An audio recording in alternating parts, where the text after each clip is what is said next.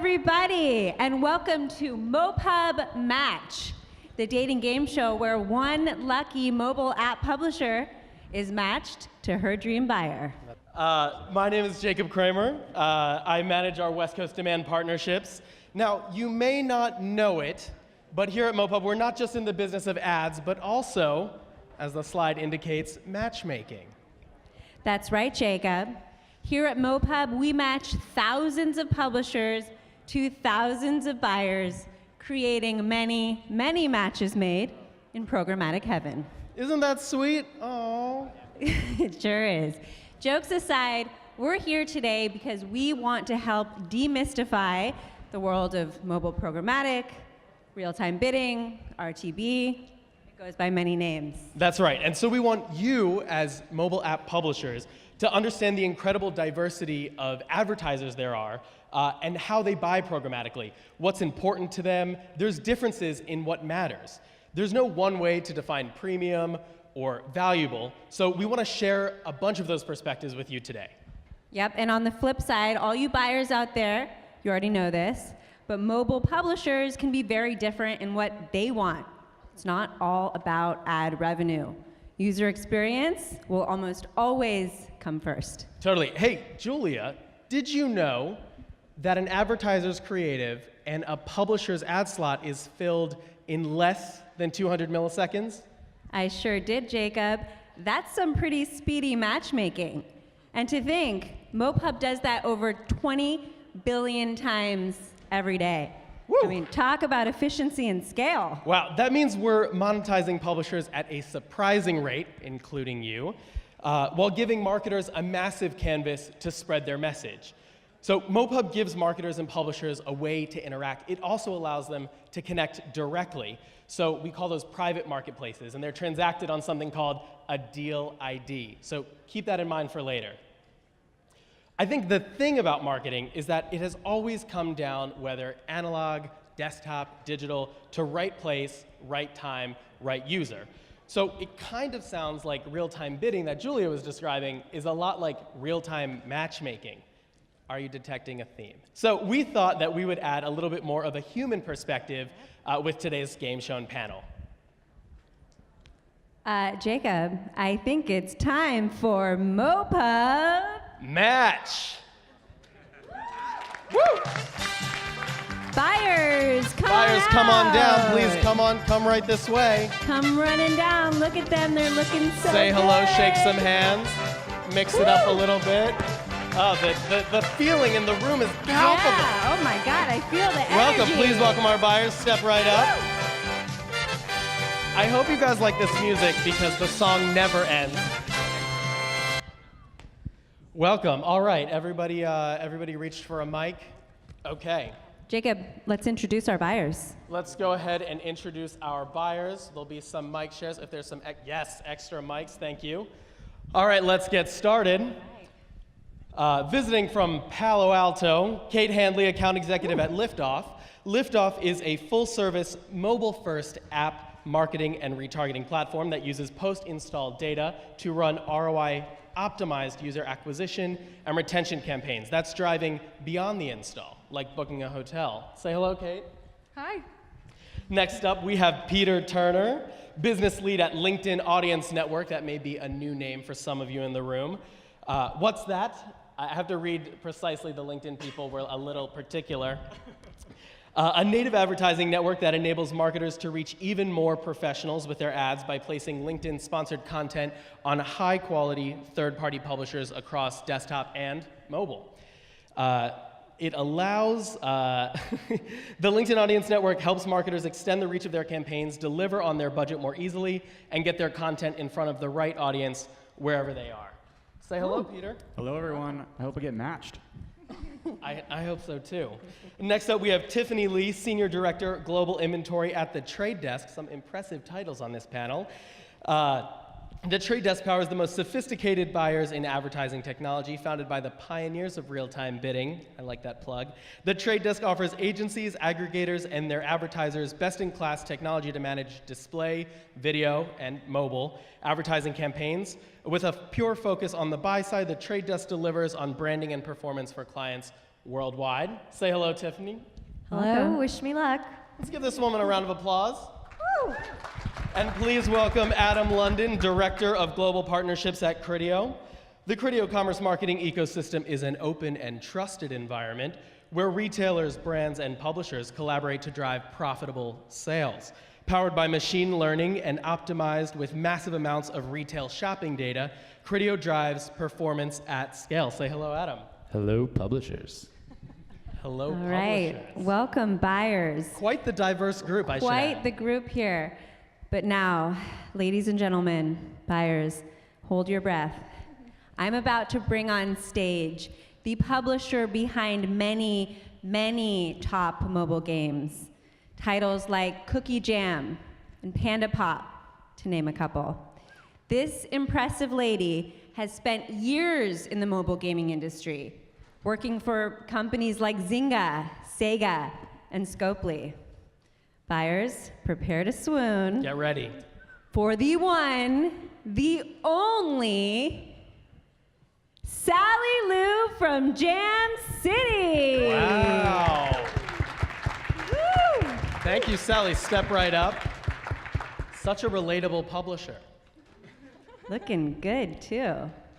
Buyers, I know you're impressed thus far. We hope you are with us on this journey of matchmaking, programmatic matchmaking. Yes, and all right, Sally, as a reminder, MoPub Match is the game that will help you find your true buyer love. There are going to be 5 categories to choose from. You're going to pick a category, and then Jacob and I will ask your potential buyer suitors a question from that category.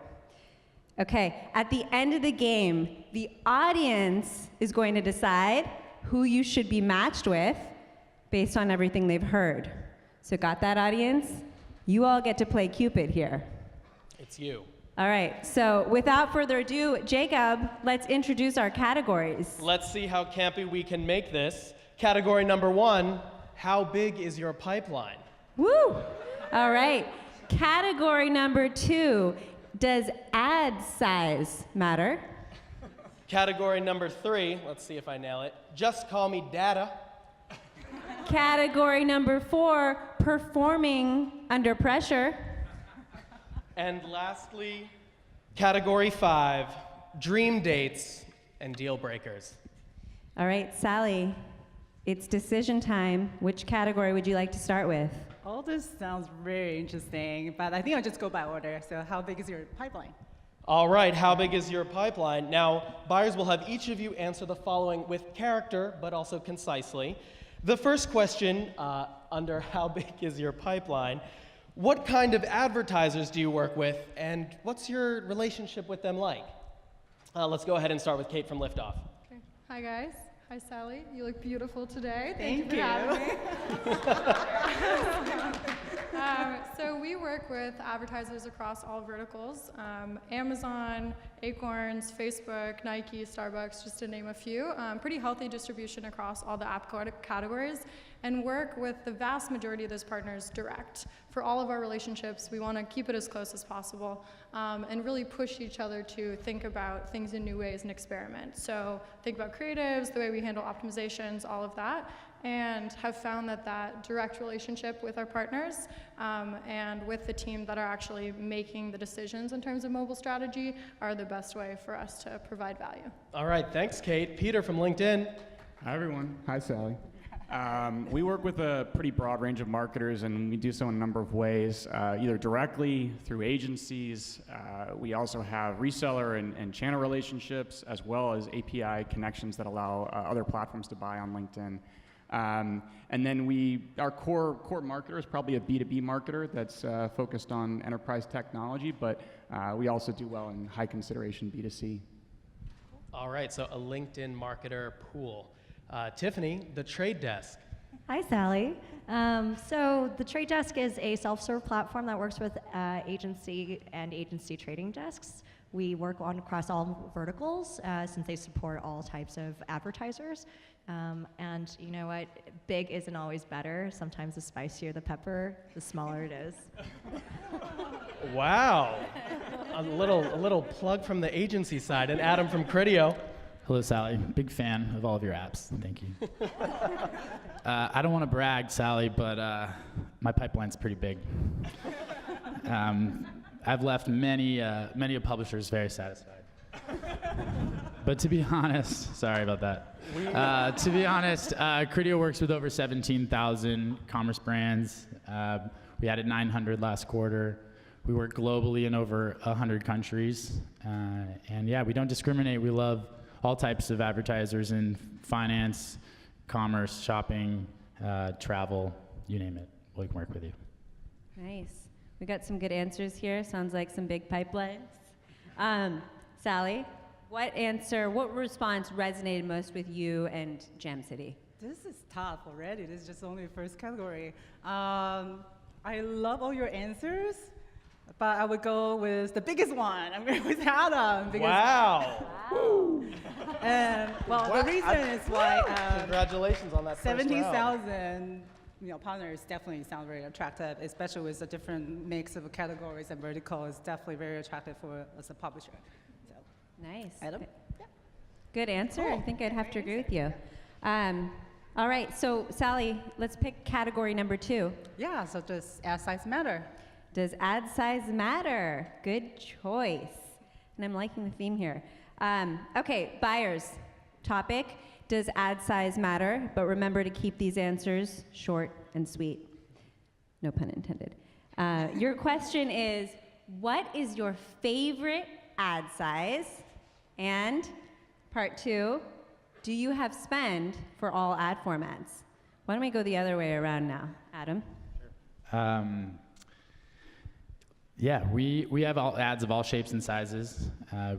We don't discriminate, but we do love a few in particular. On MoPub last year, we spent the most on 300 by 250 as far as spend, but as far as CPM, we had the highest on the interstitial ad, which is full page, which is great for shopping, as far as we can put as many products on there as possible and get the highest performance. Wow. Is that from desktop budgets, the 300 by 250, would you say? Oh yeah, we can serve desktop budgets on mobile and vice versa because of our large user graph, which I'll talk about in a little bit, Jacob. Okay. Very interesting. I like that. All right, Tiffany. So the Trade Desk, again, is focused across all channels and all devices. So for us, spice is the variety of life. So The spice analogy is hey. bad. Wow. So no, we don't really, I think our buyers aren't necessarily caring about the ad format so long as it, depending on what they're looking for, whether it's branding or performance goals, as long as it's something that hits within the needs of the campaign and the buyer or the advertiser directly. So there are some things that we definitely care about. Viewable is definitely important. Quality, of course, is important. In mobile, I think there's a lot of concerns around transitioning into the mobile space. So the 300 by 250 is obviously very easy for display buyers to transition into that. But definitely video is becoming more and more popular, and with mobile video becoming an easy way to access eyeballs, I think that's a really cool area for us to explore. Now, when you say video, are you talking full screen video, rewarded video, skippable video, non-skip, all the above?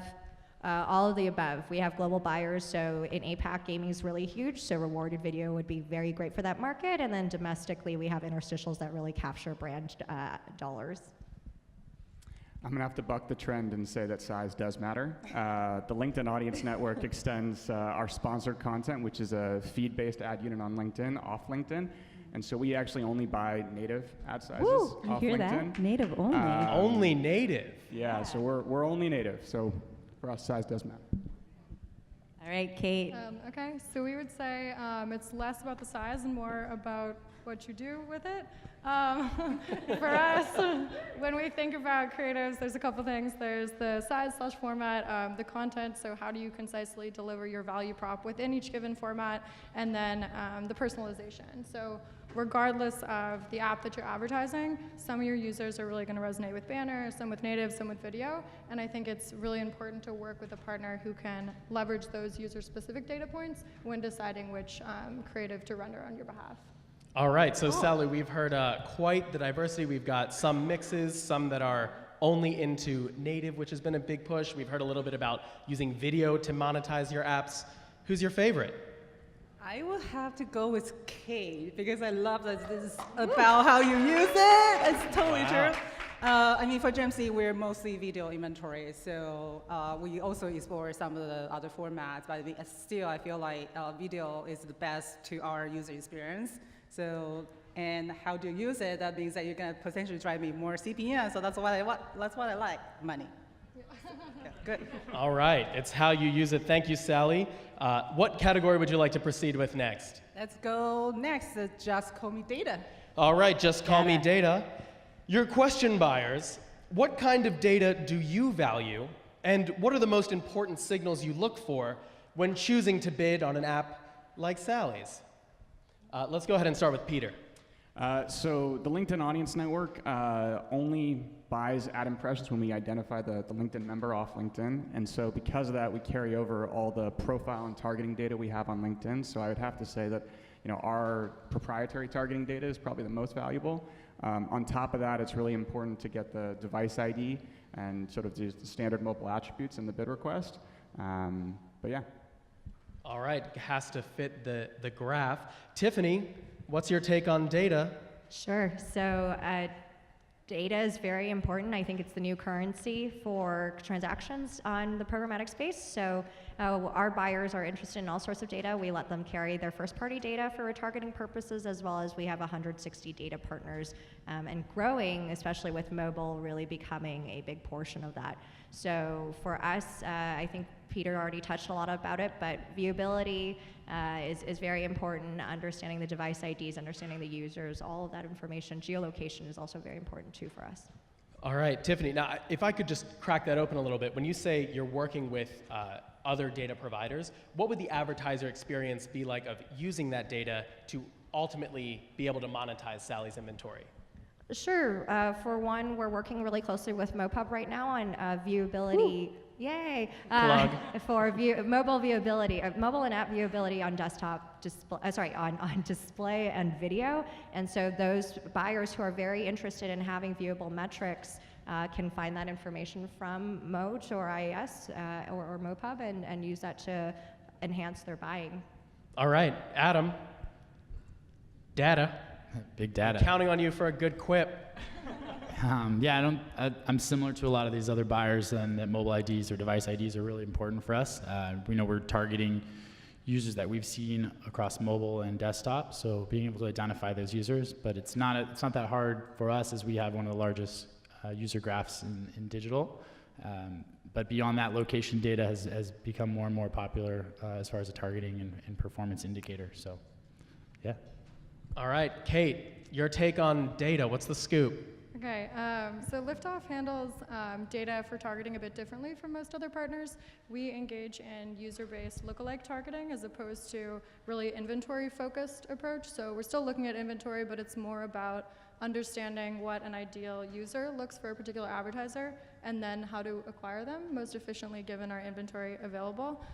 So when we're thinking about data that's going to be helpful for driving success in a campaign, it's understanding what the different user groups look like as we walk down the funnel with our particular advertiser and making sure that we have postbacks set up to target step by step in the funnel. Very interesting. Wow. So it sounds like really device ID is kind of a prerequisite when working with any buyer programmatically. We got some interesting answers here. Sally, what resonated most with you and why?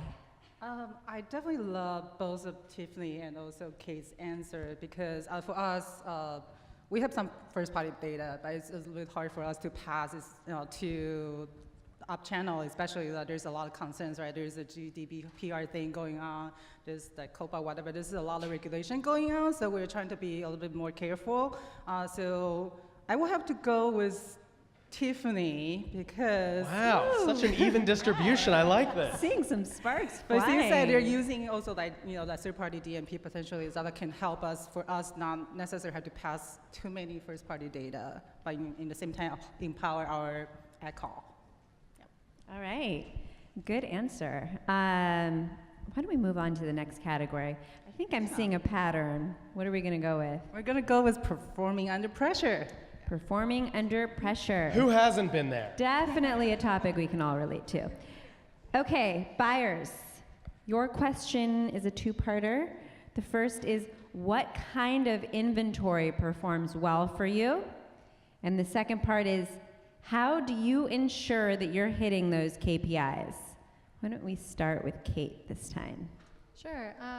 So in terms of inventory, we work globally and have access to over 95% of programmatic in-app inventory worldwide.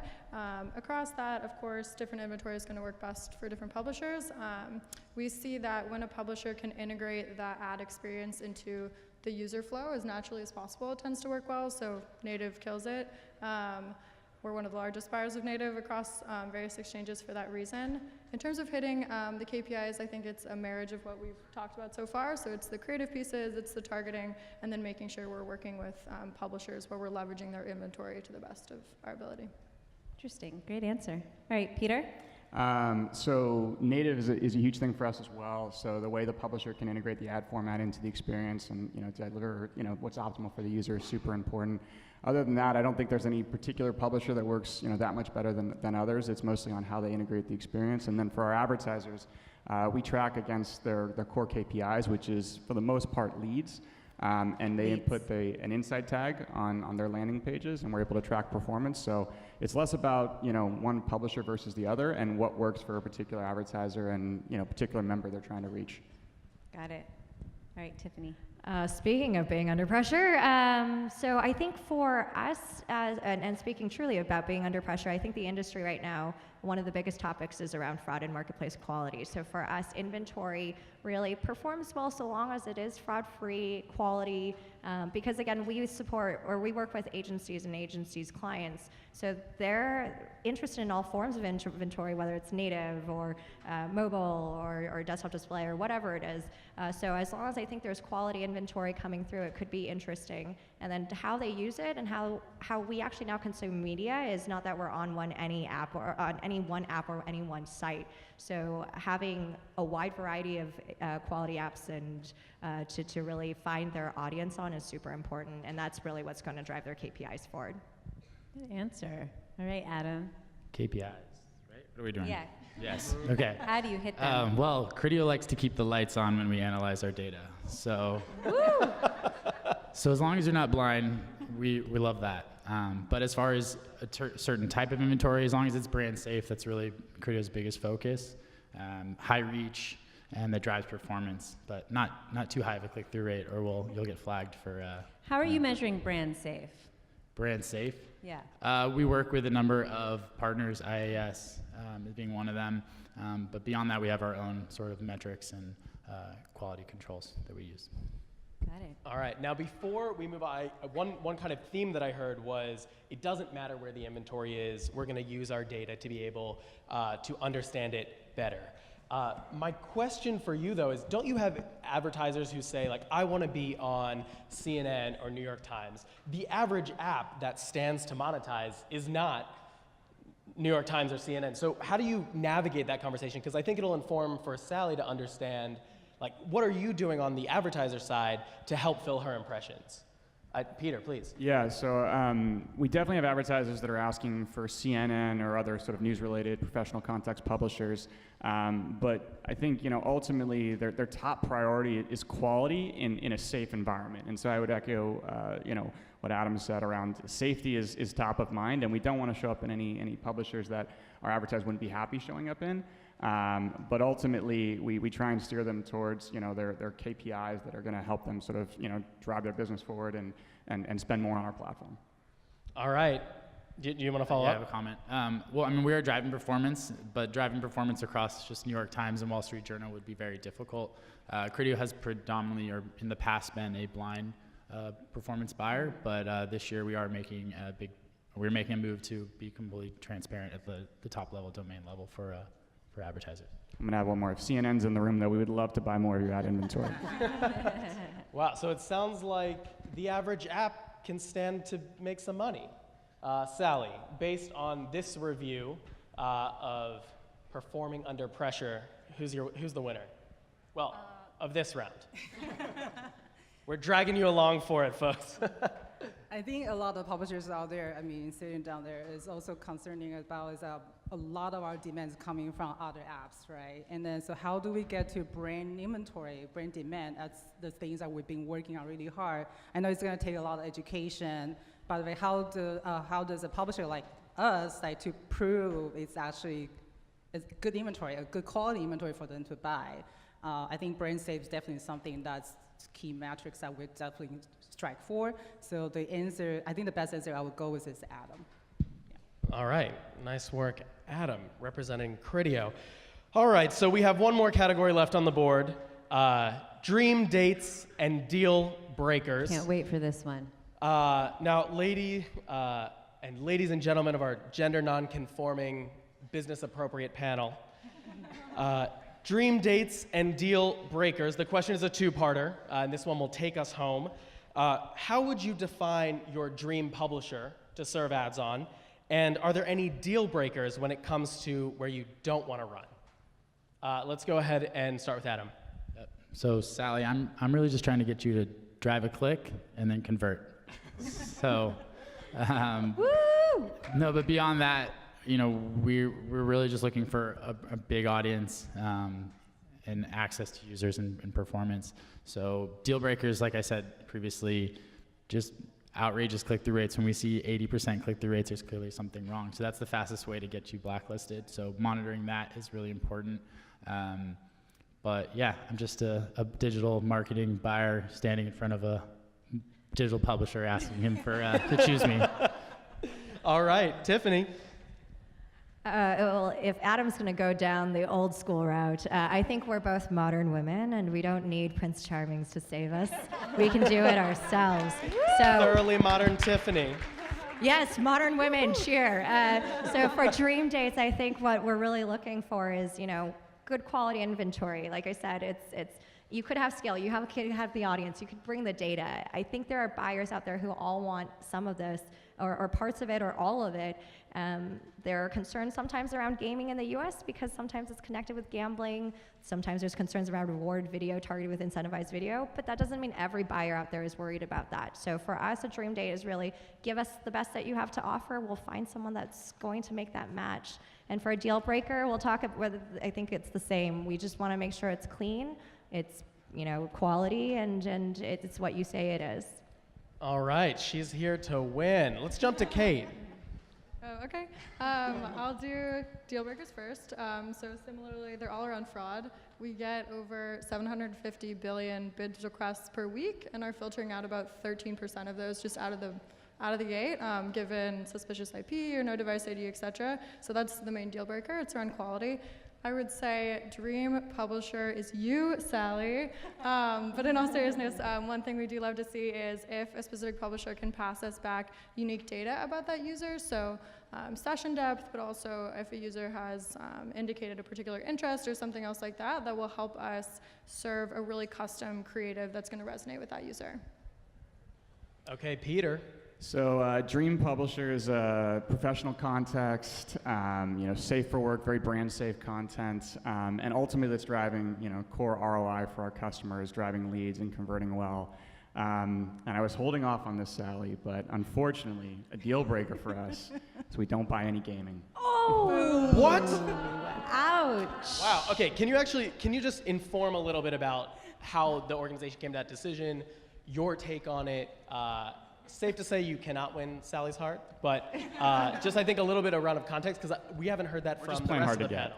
So what is it, at least from your perspective today, that makes gaming unattractive, and is that true across the board? Because it sounds like maybe it's not. Yeah, I mean, so the LinkedIn Audience Network is relatively new. It's an extension of advertising on LinkedIn to members off of LinkedIn and when they're on other apps and sites. And when we launched LinkedIn Audience Network, we wanted to be very transparent with our advertisers and make them feel very comfortable with the extension of their campaigns. And in doing that and listening to advertiser feedback, there were a couple things they came back with. Brand safety, viewability are definitely top of mind, but there was also a lot of concern around gaming. I think it's particularly hardcore gaming that kind of set off some red flags for advertisers, and there's probably room to consider some different types of games that are more easy to play and things like that. But for now, we've blacklisted all gaming. We're not sort of bidding on any gaming inventory. And on top of that, we're not bidding on dating. So it's not just gaming. There's other apps out there. It's not you, Sally. So it it's him. sounds like there's an opportunity for maybe another panelist to save the day. Sounds like LinkedIn isn't into gaming today. I think from your perspectives, which still represent quite a few agencies, advertisers, brand safe family names, do you have the same concerns about gaming as Peter described? Kate, Tiffany, yeah, go for it. We love gaming inventory. Obviously, there's different degrees of it. So there's hardcore, there's casual gaming, and we try to encourage all of our partners to think not just about the inventory, but the user they're looking to reach, and that you might see a user that will be great for your app, and they could be in a game, they could be in a news app, they could be anywhere, and it's really about finding that specific user and leveraging the most efficient publishers to reach them. Tiffany, you feel the same? Yeah, Kate stole the words out of my mouth, but I'll just add a couple more highlights there, which is, I think in the US, historically, gaming, gambling kind of were categorized together, and so there's still a lot of that taboo left over that needs to be overcome. Family safe that you mentioned, Jacob, is really important because COPA is obviously a big concern, and there are certain brand safe buyers who really want to make sure they're not going to be flagged by the US for running on family-friendly or kid-oriented games. So there's just a lot of nuances, but like I mentioned earlier, there are emerging markets with billions of users out there in APAC and LATAM that are dying to play games, and so I don't want to make it sound like just because the US isn't biting on certain brands doesn't mean that there's not a great array of buyers out there who are interested in gaming. Well, all about the scale then. Definitely. Bigger is better, right? Just to echo that, we serve all across gaming. APAC's one of our largest or fastest growing markets, so to echo that, it's huge there, and if we can get scale in India and other countries, we're also always looking for that. Sally, you've heard some love professions, you've heard some brutal honesty. All in all, how are you feeling? Well, as charming as Adam and Peter are, I just feel like sorry, not Adam, but if you don't love gaming, I don't love you. Sorry, but I think it's still it still take time to educate. Some of the gaming apps or mobile app in general are actually safe, right? We do have a good content, we do have good audience. It just takes time for them to realize that. We're still trying to building our presence into this mobile industry, so just feel like. But of course, because the answer from Tiffany and Kate is definitely hit my heart so strongly, I feel like I'm gonna choose one. It's really hard to choose between them. Can I go with two? Yeah, you can go with whoever you want. Yeah, I love both of the answers. Yeah. Makes Okay. this monetization manager's heart go pitter patter. I can't think of a better praise. I'm also looking at the clock, and it looks like we're out of time, which means, Sally, it's time to find your MoPub. Match. Woo! Okay, so Sally, this is how it's going to work. As a reminder, the audience is going to decide who you should be matched with. And audience, listen up. This is where we really need your participation. So we're going to pick Sally's match based on how loud you cheer for them. Okay? Let's do it. So, without further ado, how many of you, by a round of applause, how many of you think Sally should go with Kate from Liftoff? All right. Whoa! That's an excitement. Pretty high there. engagement rate there. That is, yeah. All right, what about Peter from LinkedIn? Ooh, all right, Peter. Yikes, Peter. All Sorry. right. It sounds like if you got the right app, the money's there. Okay, what about Tiffany from the Trade Desk? Wow. All right, Tiffany. That's Okay. pretty good. And finally, last but not least, Adam from Criteo. Criteo with the quips. All right, Jacob, Yeah. Oh, we need to conference. Really. what do you think? All right, I think I have to agree with you. Drum roll, please. Your MoPub match is Tiffany from the Let's Trade give it up Desk. for a hard Just like that. That's all there is to it. That's all there is to it. say hello. You keep it conference appropriate. And so congratulations on your match. Yes, feel and very I excited. have a little something for you guys. Julia, what do you have? Ooh, what is this? Who wants to do the honors of opening this envelope? Something What teamwork inside. already? Holding the Wow. microphone for her. I hope that's a check inside. Could pull it out and show it to the audience. Now, that might look like just a random string of numbers and letters, but guess what, guys? That's a deal ID. MoPub is setting you up on your very own private marketplace. Wow. So we have reserved Go get wild. Go get wild. We have reserved a top-notch luxury conference room for you to work out the details. Please go ahead. It's waiting for you in the back. Thank you. Congratulations. Let's give these fine folks a round of Yay. applause. Wow. So we sure did learn a lot today, and we're going to make you sit through it. So we learned firsthand how programmatic real-time bidding has a bunch of different players, each one with their own incentives and desires about how they want to purchase inventory. And because no two DSPs are the same, it means that their motivations and way of bidding on your inventory as publishers is actually pretty advanced to reach the target audience that they're looking for. Yep. We also learned that not all mobile app inventory is valued equally. Some buyers prefer different ad formats over others, like native or 300 by 250s. Some prefer looking at different data parameters like location or agenda. Some don't. I think the biggest takeaway is at the end of the day, the publisher is going to make most revenue by offering up their inventory to as many buyers as possible in order to increase competition and drive up CPMs. That's right. Now, this was I think, very fun game show. But it's not all fun and games, right? Programmatic is estimated to be more than $23 billion in 2017 by analysts. So real-time bidding is actually quite a bit of business at stake. So today we witnessed what I would call a dramatized version of what happens in those 200 milliseconds when advertisers are thinking about bidding on in-app inventory. And so going back, right, marketing has always been about a set of core principles. It's about matching the right ad to the right user at the right time. And so the beauty of programmatic scale is that those matches are happening all the time and potentially in your app. So it seems to me, Julia, that the real winner today isn't just Tiffany, but in fact, programmatic and mobile as a whole. There's hope for you guys. Real-time bidding. All right, well, thank you guys all for joining. One more thing, there are hot new apps joining MoPub every single day, and rumor has it, they're not shy about offering up their inventory. So go for it. All right, thanks guys. Thank you to our panelists. Give these guys a round of applause.